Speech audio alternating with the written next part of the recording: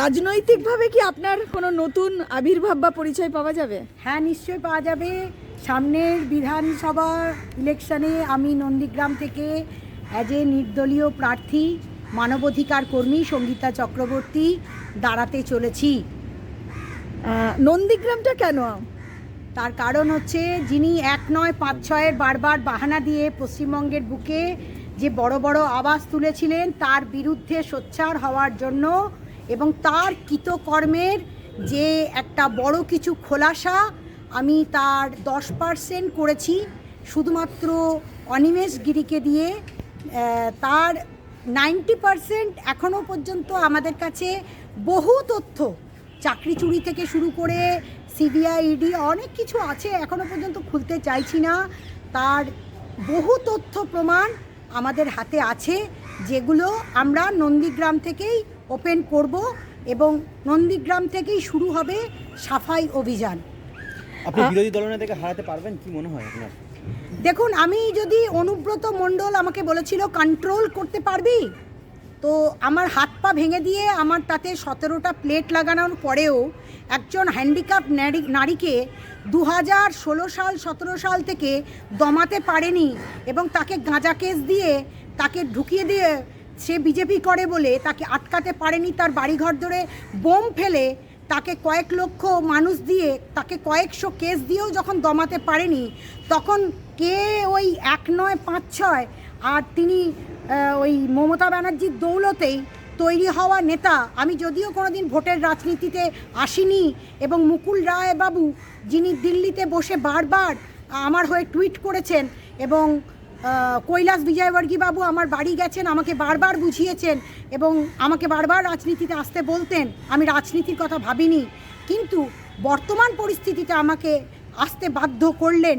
এবছরে আমি তার প্রথম পদক্ষেপ হিসাবে নেমে তাকে প্রমাণ করে দেব যে একজন নির্দলীয় প্রার্থী তার সঠিক কাজের মারফত দিয়ে এবং একজন মানবাধিকার কর্মী হিসাবে নির্দল প্রার্থী হয়ে সঠিক কাজ এবং সততার সাথে লড়াই করলে নিশ্চয়ই পারেন, জয় করতে তো পারবই।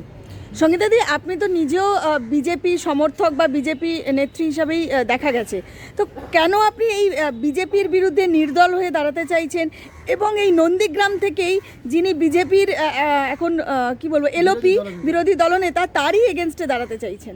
দেখুন, বিজেপির ভিতরে মানে বিজেপির ওপরে কি ভরসা থাকছে না আপনার? না না না না, একদমই ভরসা তো দূর কি বাত।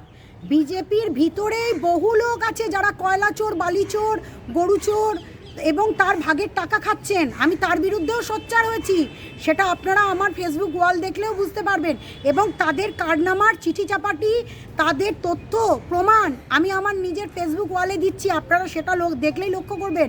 শুধু যে একা ধোয়া তুলসী পাতা তারা নন, তাদের বিরুদ্ধেও সোচ্চার হচ্ছি। আর এই বিজেপি যারা যারা বড় বড় কথা বলছেন তারা যে কোনোদিনই শুধরাবেন না, এবং তাদের এই কমিটি দিয়ে যারা গতকালকে তারা এত উৎসাহ নিয়ে, যাদের ইডি রেড নিয়ে যারা রাজনীতি বোঝেন না, তারা এত উৎসাহ দেখিয়ে ভাবছেন যে গোটা কতক ইডি সিবিআই পাঠিয়ে দিয়ে 2-4টে রেড করে নিলেই পশ্চিমবঙ্গের বুকে পরিবর্তন আনবেন।